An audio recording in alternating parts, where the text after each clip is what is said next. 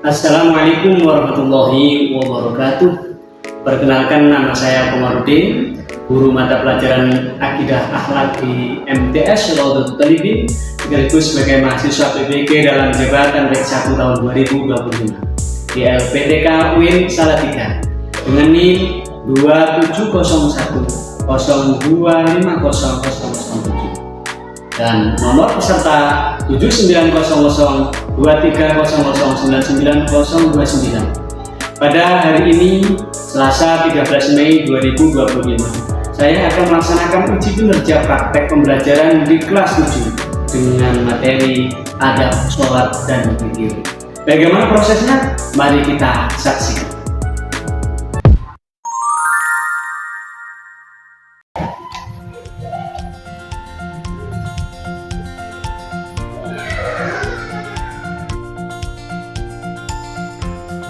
Ya.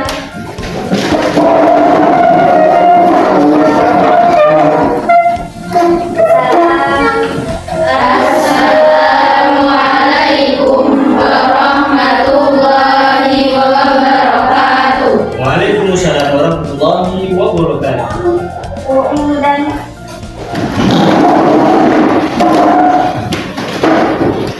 doa. Bismillahirrahmanirrahim. Alamun qadimul la yumallu sama'u wa nazahan qawli wa fi'li wa niyati bihi asafi min kulli da'i wa nuru dalilul li qalbi inda jahli wa hayrati wa ya rabbi mati'ani bisirri hurufihi wa nawwir bi qalbi wa sam'i wa mu'alani.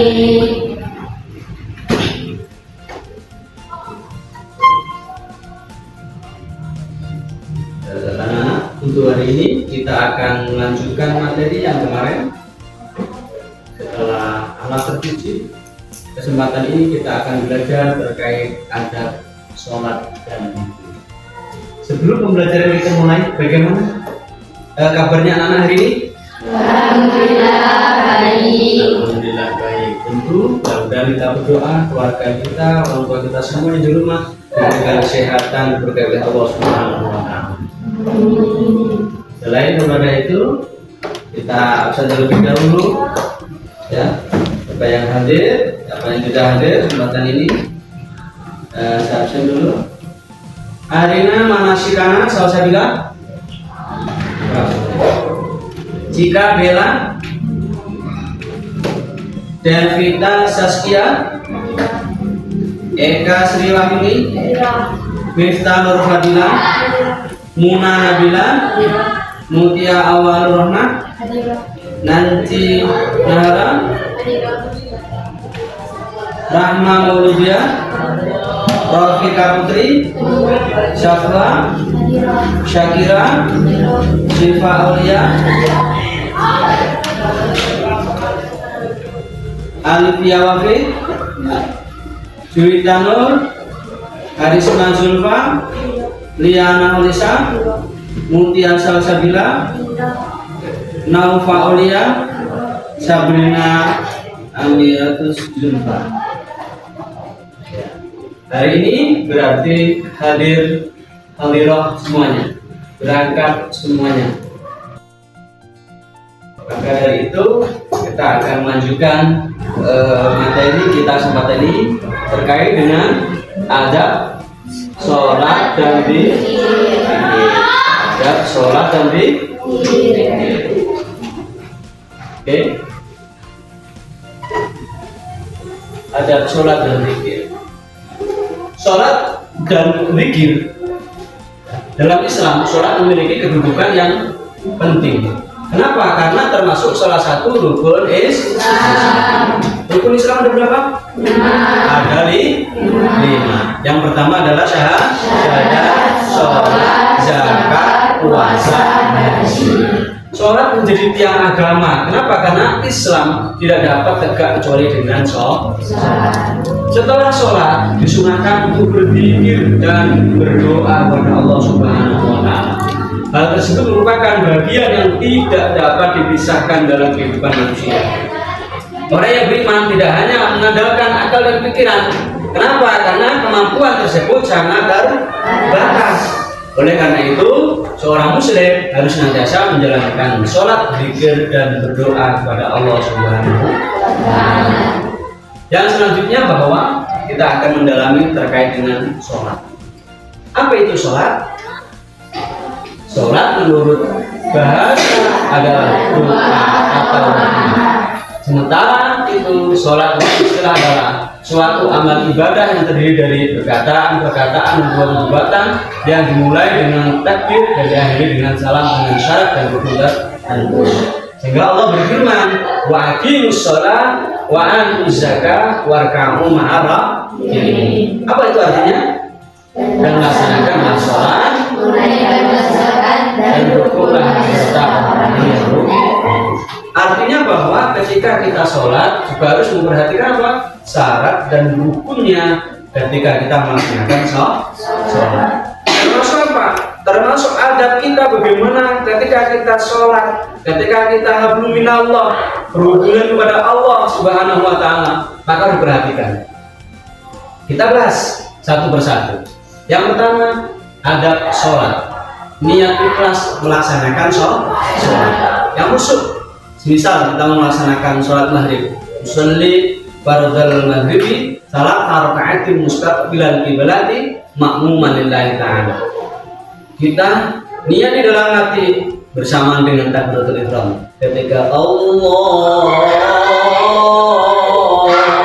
Akbar, ketika Allah Akbar kita dalam hati melaksanakan niat di dalam hati untuk melaksanakan sholat yang akan dilakukan. Takbir maghrib ataupun isya ataupun yang lainnya. Selanjutnya setelah kita niat ikhlas melaksanakan sholat, yakni tenang dan hati-hati menjaga bacaan dan gerakan-gerakan di dalam sholat. Jadi kita tidak boleh tergesa-gesa ketika kita melaksanakan sholat. Berhati-hati menjaga bacaan dengan gerakan-gerakan yang di dalam sholat, suratul Fatihah dan surah-surah yang lain. Selanjutnya memulai persiapan sholat dan menuju tempat sholat, tidak bicara yang tidak perlu. Selanjutnya menyempurnakan wudhu, menjaga dari batal-batalnya wudhu, kita perbaiki wudhu kita, dan itu mulai dari niat sampai pada tertib. Selanjutnya bahwa menghadap kiblat meskipun sholat belum dimulai ataupun sedang berzikir. Tidak berbincang-bincang selama ada di dalam tempat ibadah. Selanjutnya menjaga kekhusyuan sholat. Karena misi utama seseorang ketika sholat maka harus khusyuk, kan gitu. Selanjutnya sebaiknya berzikir. Ya, setelah salam jangan langsung berdiri meninggalkan tempat sholat kecuali ada sebab yang tidak dapat ditunda atau udzur syar'i. Ketika kita habis sholat, ya berarti kita harus berzikir. Dan itu kita berdoa minta kepada Allah Subhanahu wa Ta'ala. Jangan setelah sholat kita langsung kabur, jangan. Kita langsung pergi, jangan. Ya. As-sholatu bila dzikrin. Sholat itu tanpa zikir maka berzikir seperti itu. Apa yang bisa diambil dari manfaat sholat itu sendiri? Dapat lebih dekat dengan Sang Khalik. Siapa Sang Khalik itu? Yang Maha Menciptakan.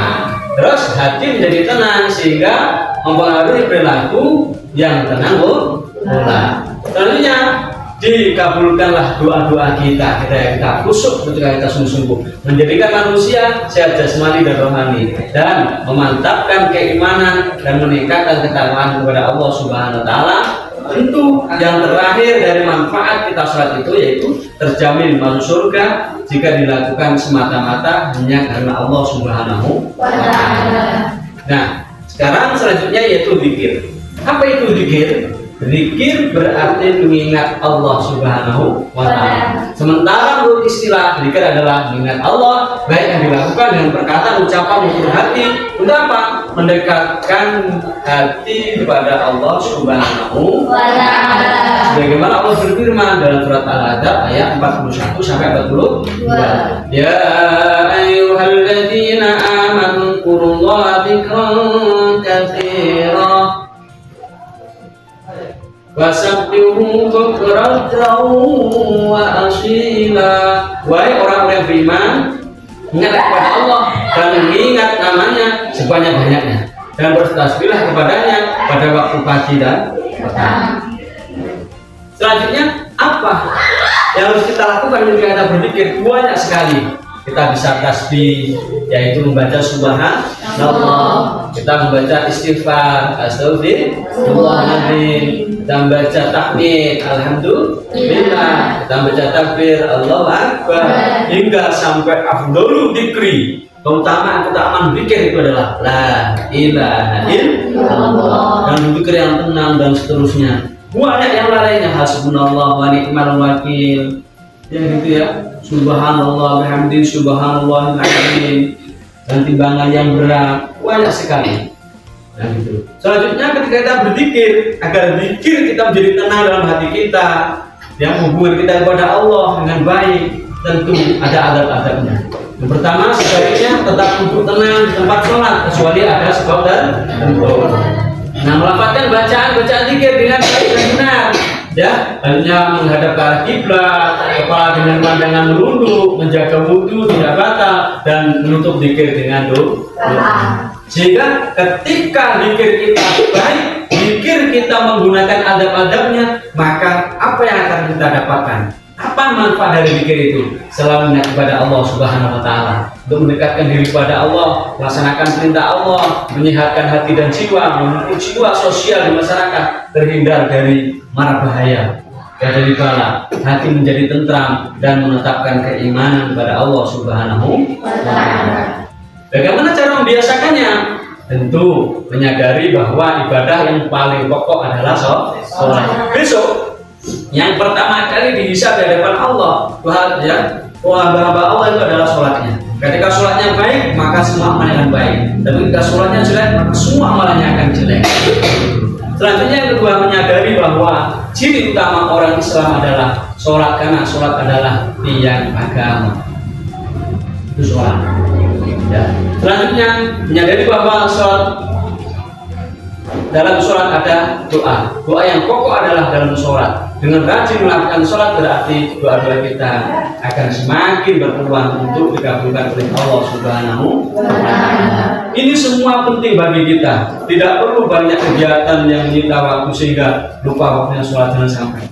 Ya, kita yakin bahwa cara mendekatkan diri pada Allah yang paling efektif, yang paling baik, yang paling mulia adalah dengan melakukan sholat baik, sholat fardu maupun sholat sunnah. Tentu ini adalah kebiasaan di dalam sholat. Dan bagaimana cara membiasakan zikir? Yaitu menyadari bahwa dengan zikir berarti mengingat keberadaan Allah Subhanahu wa Ta'ala. Manfaatnya yaitu peluang untuk berzikir, menghindari perkataan buruk, dan berusaha menjadi orang yang sabar. Daripada kita berbicara yang lain-lain yang tidak ada gunanya, kita berzikir di dalam hati, berusaha melakukan kegiatan yang bermanfaat bagi diri dan orang lain. Nah, dari itu tentu banyak sekali, ya, faktor-faktor yang mengaruhi seseorang ketika sholat untuk diterima oleh Allah Subhanahu wa Ta'ala. Kenapa? Karena kita adalah sebagai khalik, ya, sebagai makhluk. Kita sebagai makhluk, ya, ciptaan sang khalik Allah Subhanahu wa Ta'ala. Tentu kita harus mengabdi kepada Allah menyembah kepada Allah Subhanahu wa Ta'ala. Dengan cara apa? Melaksanakan sholat 5 waktu, jangan ditinggalkan. Apalagi kita bisa berjamaah. Sholatul jamaati, sholat berjamaah afdhal min sholatil fardhi. Lebih utama daripada sholat sendiri. Bisa ba'in ba'isri, yaitu 27 derajat.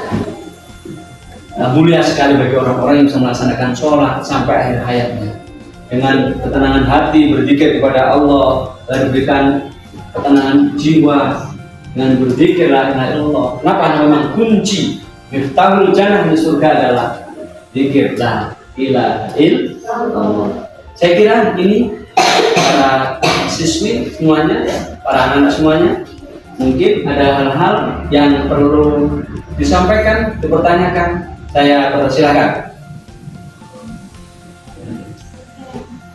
Ya, ada lagi? Ya, angkat tangan. Ya, ya, silakan. Ya Mbak, bisa tanyakan? Apa yang ditanyakan?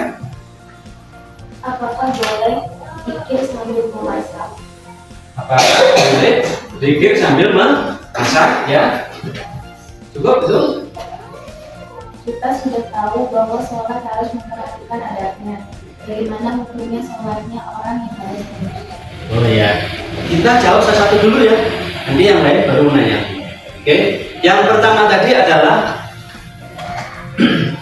ulangi pertama. Apakah boleh zikir sambil memasak? Iya, apakah boleh berzikir sambil masak?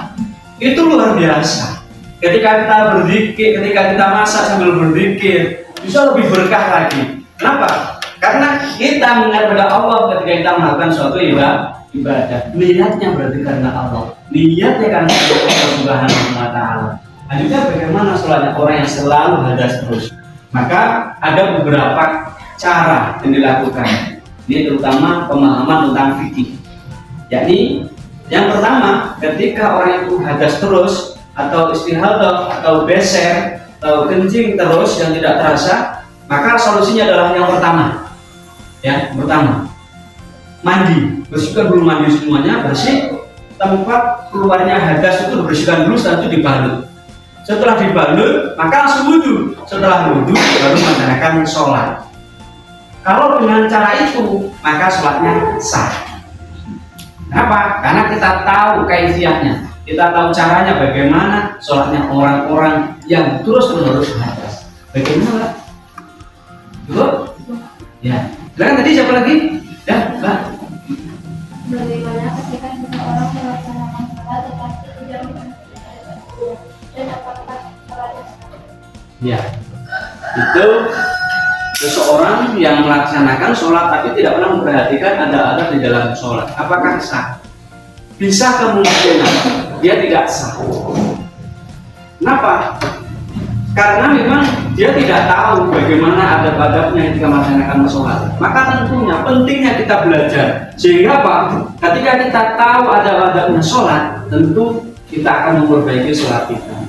Semakin hari semakin baik, semakin hari semakin khusyuk. Tapi kita tidak tahu adabnya, kita tidak mau menggunakan adab-adab di dalam sholat, bisa kemungkinan besar bahwa sholatnya tidak akan diterima atau tidak sah. Kenapa? Karena tidak memenuhi beberapa syarat di dalam melaksanakan sholat. Ada yang lain? Ya, silakan. Ya. Nama siapa? Nama siapa? Ya, saya kira silakan.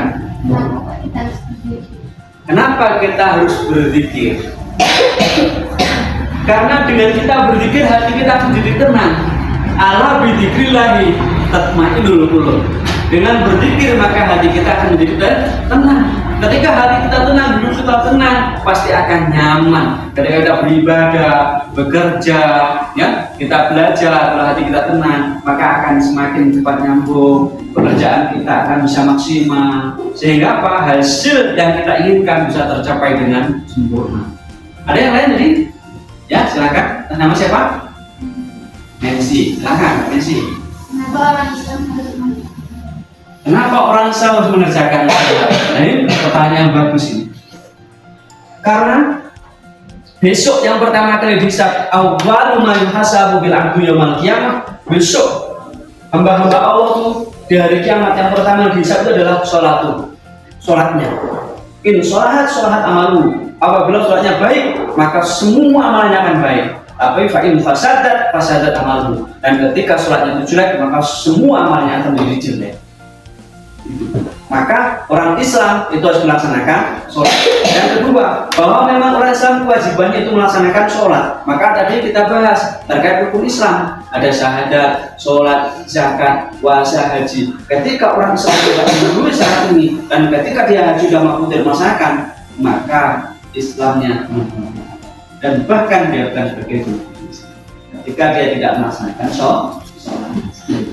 Selain itu berarti yang ketiga, innas sholata tanha 'anil fahsya'i wal munkar. Sesungguhnya sholat itu bisa mencegah dari perbuatan keji dan munkar. Kenapa? Karena ketika kita sholat, maka tentu kita harus khusyuk. Allahu Akbar.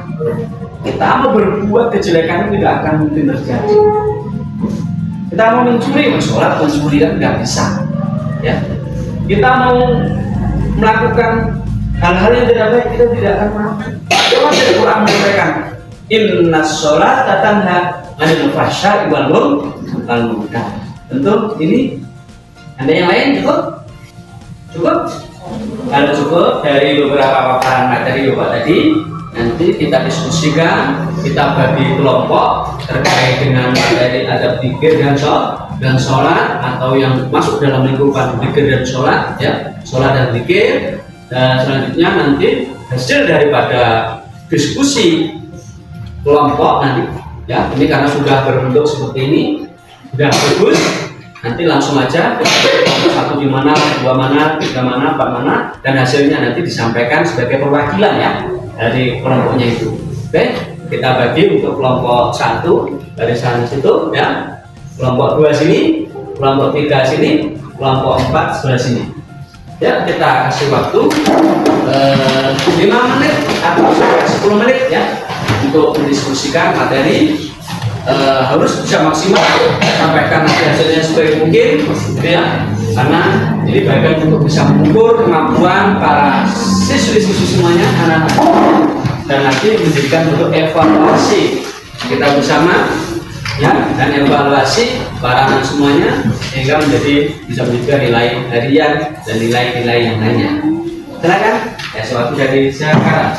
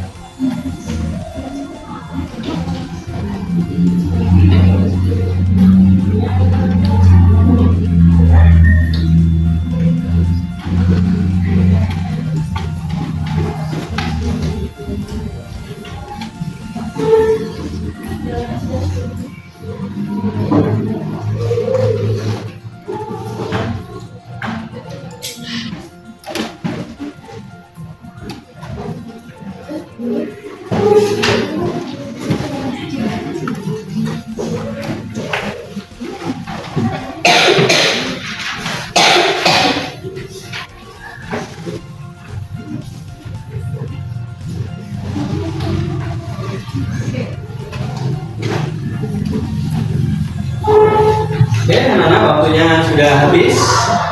Setelah ini nanti maka perwakilan dari kelompok menyampaikan hasil daripada diskusi kesempatan ini ya, hari ini tentang apa?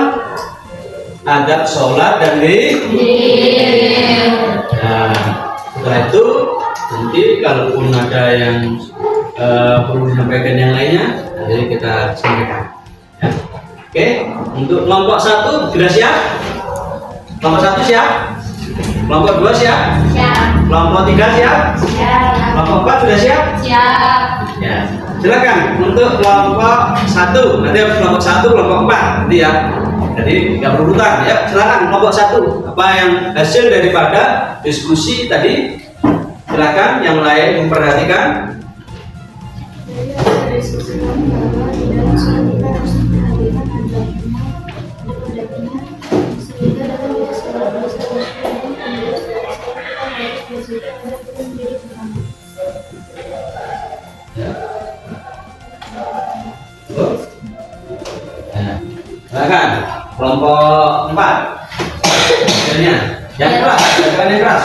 Dari hasil diskusi kami bahwa selain adab-adab sholat, kita harus memperhatikan rukun-rukunnya seperti niat, takbiratul ihram, dan seterusnya. Selanjutnya, agar hati bisa menjadi tenang, tentu zikir sebagai solusi. Seperti halnya la ilaha illallah dan lain sebagainya, namun tidak meninggalkan adab-adabnya. Oke, itu kesimpulan dari kelompok 4. Sekarang kelompok 2. Ya, yang keras. Bagaimana hasil kesimpulan dari diskusi hari ini? Dari hasil diskusi kami, ketika kita sholat memperhatikan adab-adabnya, maka hablullah kita akan lebih mantap sehingga sholat itu tidak akan sia-sia. Selanjutnya, zikir itu tidak hanya di lisan, namun sampai hati. Tentu semua itu harus memperhatikan adab-adabnya. Oke, cukup kelompok 3. Oke, sekarang ke kelompok 3. Ya, silakan ini. Kelompok 3. Dari hasil diskusi kami bahwa selain adab sholat dan zikir, tentu kita harus memperhatikan syarat dan rukun sholat itu sendiri. Selain daripada itu, kita harus memperhatikan lafaz-lafaz zikir kita, juga mencari tempat, pakaian, dan hati yang suci. Ya, artinya bahwa dari semua itu bisa kita simpulkan bahwa ketika kita melaksanakan sholat, maka harus memperhatikan adab-adab di dalam sholat, termasuk syarat rukun di dalam sholat. Tentu selain daripada itu, karena memang hubungan kita kepada Allah Subhanahu Wa Taala harus baik, sehingga apa, sholat kita akan diterima. Besok kita akan mendapatkan balasannya yang namanya surga. Dan mudah-mudahan kita semua akan masuk surga semuanya oleh Allah Subhanahu Wa Taala, mendapatkan syafaatnya Rasulullah Muhammad Sallallahu Alaihi Wasallam. Selanjutnya yaitu zikir, dan hati kita tenang, kita mantap dalam beribadah kepada Allah, kita bekerja juga tenang, kita belajar tenang, sehingga mendapatkan hasil yang maksimal. Selain daripada kita berzikir, berdoa, maka tentu berikhtiar, semua diserahkan dan tawakal kepada Allah Subhanahu wa Ta'ala. Tentu saya rasa kesempatan ini saya rasa cukup ya, pertemuan kali ini terkait dengan adab sholat dan zikir. Jadi selanjutnya anak tetap belajar di rumah, tetap semangat, tetap meningkatkan kualitas kita ya. Nanti bisa dibuka kembali bukunya, bisa ke lab komputer untuk mencari materi-materi penguasaan materi selanjutnya, sehingga apa, kelak ketika kita sudah selesai daripada pendidikan, kita akan transfer keilmuan kita kepada anak-anak kita semua. Hari ini kalian menjadi peserta didik, menjadi murid, menjadi siswi, kalian akan menjadi guru yang profesional, guru yang baik, nanti yang diharapkan oleh bangsa kita, bangsa Indonesia. Oleh karena itu, mari kita tutup bersama-sama dengan lafaz hamdalah. Alhamdulillahirabbil alamin. Silakan ketua kelas menyiapkan. Doa. Bismillah.